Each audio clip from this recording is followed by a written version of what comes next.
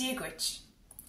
Is mise Majella Ní Dhomhnaill agus tá áthasar me insint dit fú me chéad cnuasach Gearrscéalta, Cuimhní Poircealláin agus Scéalta Eile, atá fáiltethe ag cló iarchonnacht. Tá réimse leathan téamaí sa cnuasach seo, site den chuid is mó a gceantar arbacha sa lá atá nua-aim.